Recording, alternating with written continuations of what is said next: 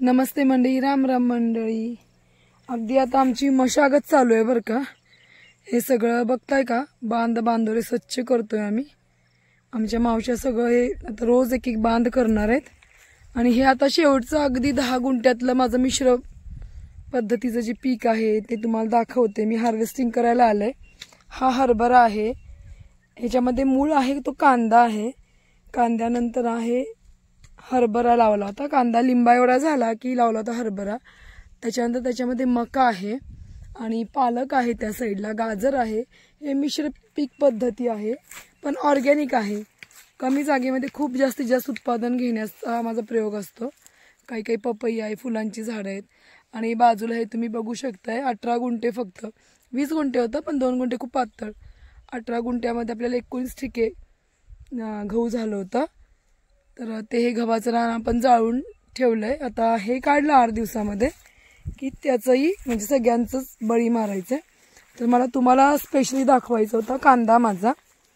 हे कांद्याचं बी आपण नुसतं टोकलं होतं, ते व्हिडिओ पण पाहिलाय तुम्ही। तर बघू शकता हा कांदा किती मोठा झालाय।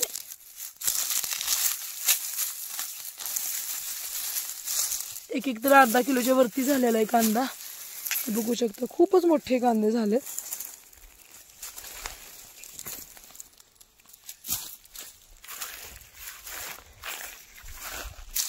आता अख्खा उन्हाळाभर आपल्याला काळ्या तिखटाला ते चालणार। किती मोठे मोठे कांदे झालेत, 250 ग्रॅम प्लस आहेत, हातात पण नाही मावत। बघू शकता कांदे किती मोठे झाले। हा किती मोठा कांदा आहे।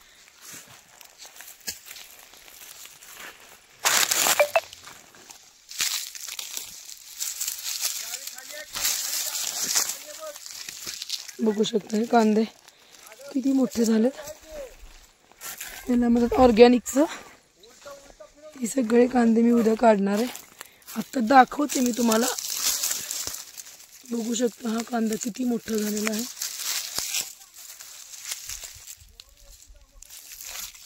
वजनदार आहे। हे मी बी फेकून केलं होतं हे कांद्याचं पीक। बघू शकता पूर्ण माझ्या हातामध्ये एवढा मोठा कांदा बसलाय। अर्धा किलोच्या जवळपास आहे हा कांदा। आता मी मसाल्यासाठी वाळवून ठेवणार आणि 10 ते 11 ठिके आपल्याला एवढ्यातून निघणार आहेत। एका गुंठ्याला 1 ठिकं एवढं निघणार ॲव्हरेज। बघू शकता हे आणि घरातलंच बी होतं, असं काही स्पेशली बी वगैरे। हे आता पुढारी, ह्या पहिले पुढारी काढून घेणार उद्या, त्याच्यानंतर हरभरा कांदा काढला जाईल। बघा हे कांदे किती मोठे मोठे झालेले आहेत।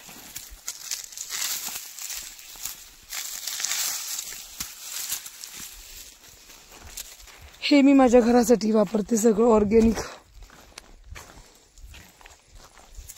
खूप मेहनत असते हा कांदा तर, बापरे।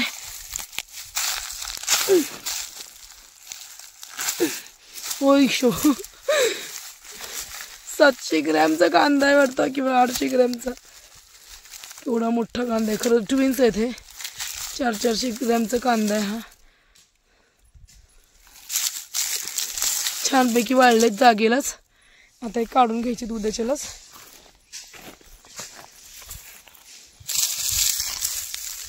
एवढे मोठे कांदे बघू शकता।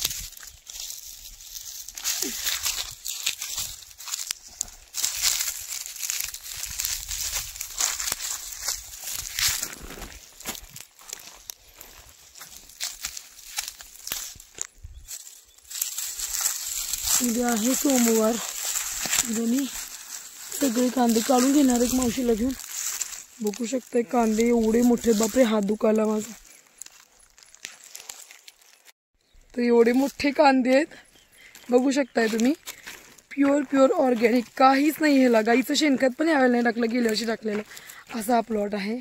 तरी बघू शकताय तुम्ही इतके मोठे मोठे कांदे झाले, इतके मोठे मोठे। अगदी एक तर 700 ग्रॅमच्या प्लस असेल। बापरे माझा हात दुखायला लागले। बघू शकता खूप मोठे कांदे आहेत हे। तर उद्या कांद्याचं हार्वेस्टिंग करायचंय।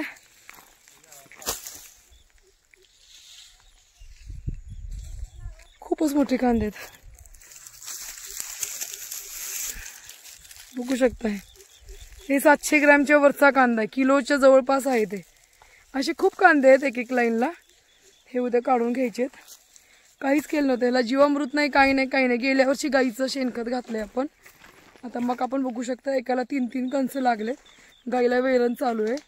10 गुंठ्यातली महिनाभर माझ्या गाया, 3 गाया आहेत आपल्याकडे. कोसा, खिलारी आहे, कपिला आणि आपली राधा, असे ह्या आपल्या गायांचे नाव आहेत. राजनंदिनी माझ्या खिलारी गाईचं नाव आहे.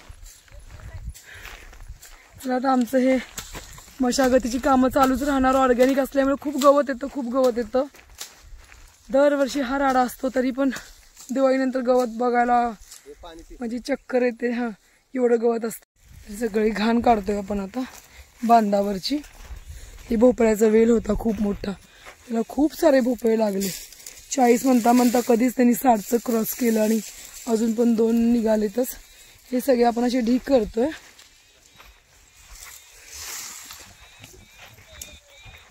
हे बघा, हे असे सगळे घाण काढली जाते. नारळ सगळे स्वच्छ केले जात आहेत. हे सगळं दाताळ्याने ओढून घ्यायचं आहे उद्या. आज तेवढं मोठं घाण काढून घेतं. नारळ लागायला तर चारीतून मग चारी भरून पाणी द्यायचं. इथं जांभळ ऑटोमॅटिक आले बरं का, देशी जांभळ आहे. नाही लावलं, काढून टाका. ते नारळाला अडचण करणार. राज्यात GCP आला ना, काढून कुठं लावून टाका.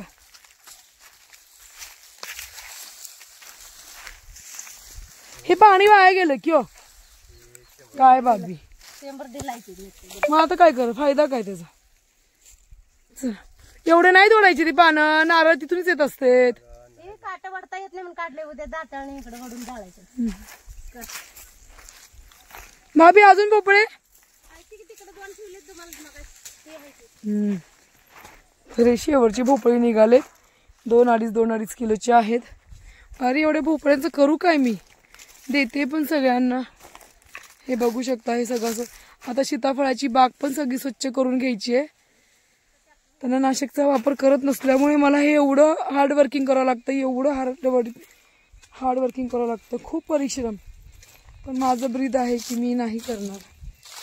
विषमुक्त अन्नच पिकवणार आणि विषमुक्त खाणार. आणि भलेही माझं कवडी मोलानी जाऊ देत, कोणाला फिकीर नसते. अगदी कवडी मोलानी त्याची किंमत केली जाते. म्हणून मी माझ्या घरापुरतंच पिकवते. आजकाल ते विकायचं नाद सोडून दिलाय मी. हे एवढा कचरा निघालाय. ह्या बांधाचे एवढे 5 मोठे ढीग निघाले. अजून अर्धा बांध आहे. सगळे बांधुरे. हे आंब्याचं पण बांध बघू शकताय, किती सगळं गवत वाळून गेलंय. हे आता काढायचं, स्वच्छ करायचं.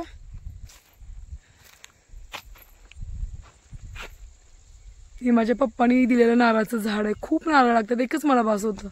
प्रत्येक व्हिडिओमध्ये दाखवत असते मी. एकच झाड आहे. हे बाणावली नाही आहे, मीडियम डॉर्प आहे.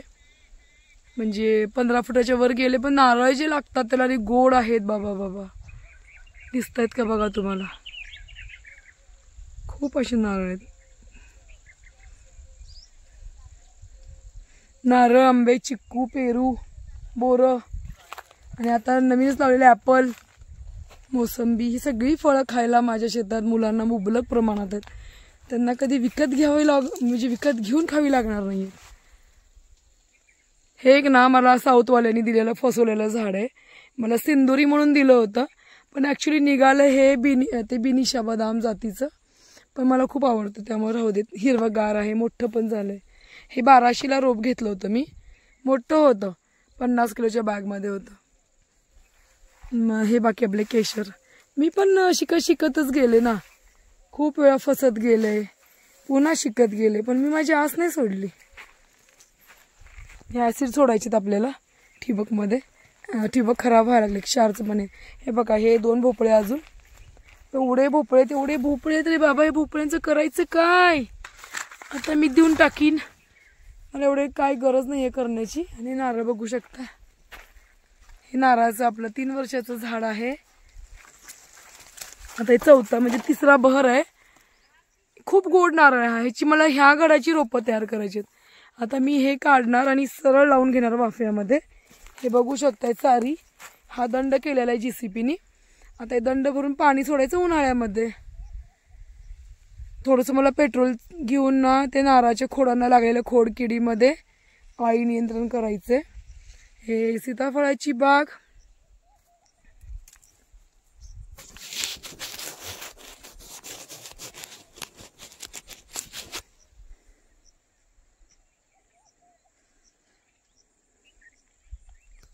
चला थोडीशी मदत करू, संध्याकाळची वेळ होत आली आहे. मी पालकची भाजी तोडली, थोडे कांदे दाखवले तुम्हाला, मिरच्यांना पाणी सोडलं, थोड्या मिरच्या तोडून घेते मी उद्यासाठी. उद्या पण पालकचा गरगट्टा करूयात.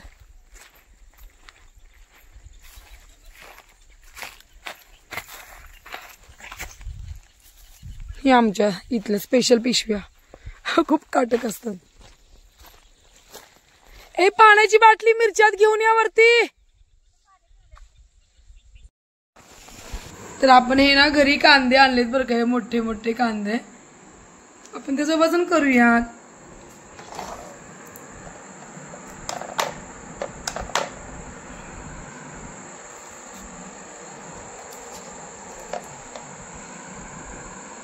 तर हा भरला आहे 394, म्हणजे 400 ग्रॅम पर्यंत गेला आहे. तो काढावा जरा. हा आहे 298. तो काढा. हा आहे 388, म्हणजे जवळपास ना 400 ग्रॅमच्या बरोबर आहेत ते. दोन ठेवा. 1 किलो मध्ये 1 किलो 83 ग्रॅम एवढं ह्या 3 कांद्यांचं वजन तुम्ही बघू शकताय. ऑर्गॅनिक कांदा आहे, कुठलीही केमिकलची फवारणी नाही आहे किंवा कुठलंही त्याच्यामध्ये खत नाही आहे. अगदी काळ्या मातीमध्ये लावलेला मिश्र पीक पद्धतीमध्ये हा कांदा जर एवढा छान होऊ शकतोय. आणि मी अगदी थोडे पहिल्या बेडचेच काढले, ते काढा की. मी आता मला घरी खाण्यापुरते आणले होते, म्हणलं दाखवा तुम्हाला. सरक जरा मधून. ऑर्गॅनिक म्हणतो आपण की हे नाहीये, पण जर तुमची जमीन खरंच सकस असेल, निरोगी असेल, हा 200 म्हणजे 250 ग्रॅम पर्यंत एक सरासरी कांदा आहे. 2 कांद्यांचं वजन तुम्ही बघू शकताय, 426 ग्रॅम झालंय. हे 2 नंबरचे कांदे आहेत. 1 नंबरचे ते पहिले केलेले सगळे 200 ग्रॅमचे पुढे प्लस 200 प्लस 200 ग्रॅमच्या जवळपास. तर हा तुम्ही बघू शकता, हे ऑर्गॅनिक कांदे माझे. सकस खावा आणि निरोगी राहावा, हाच मी एक मंत्र, मूळ मंत्र तुम्हाला देऊ शकते. तुम्हाला डेमो दाखवला, कारण असं वाटतं की बऱ्याच लोकांना ही नुसतं बोलत नाही आहे. माझी कृती करते मी आणि घरामध्ये त्याचा वापर करते. तुम्ही पण ऑर्गॅनिकपणे शेती करा आणि असं सकस आहार खावा. हे तुम्हाला कुठेही मिळणार नाही आहे. फक्त पैशांचा व्यापार म्हणजे चढाओढ लागलेली आहे मार्केटमध्ये. सकस आहार तुम्ही फक्त स्वतःच पिकून खाऊ शकता किंवा अगदी खूप विश्वासू असेल त्यांच्याकडून घेऊ शकता. ते सांगणं होतं माझं. असो, चला आता हा व्हिडिओ मी थांबवते. आमचा हा कांदा बघू शकता. असंच हा व्हिडिओ थांबवते मी थोडी पालक आणली होती, आता ही पालक पण करणार आहे. किती फ्रेश पालक आहे. दुपारी मगाशी म्हणजे 3:30ला तोडलेली पालक आहे, अजून पण फ्रेश आहे. आणि विशेष म्हणजे ना कुठेही कीड नाहीये, बघू शकताय तुम्ही. मी म्हणते जरी थोडंसं किडकं वगैरे असलं तरी पण काय फरक पडतो. ऑर्गॅनिक खायचं आहे तर मग तेवढं तर तुम्हाला म्हणजे दिखाऊपणामध्ये नाही जायचं. केमिकल फवारलं की त्याच्यावर दिखाऊपणावरती जातं. पण थोडंसं साधं दिसेल, थोडंसं हे. पण माझी पालक खूपच मोठी आणि फ्रेश असते. अगदी आता उन्हाळ्यातली पालक बघू शकताय तुम्ही. ओके, चला आता व्हिडिओ थांबवते. मला संध्याकाळचा स्वयंपाक करायचा आहे. बाय. व्हिडिओ आवडला तर लाईक, शेअर आणि सबस्क्राईब केलं नसेल तर करायला विसरू नका. ठेवते.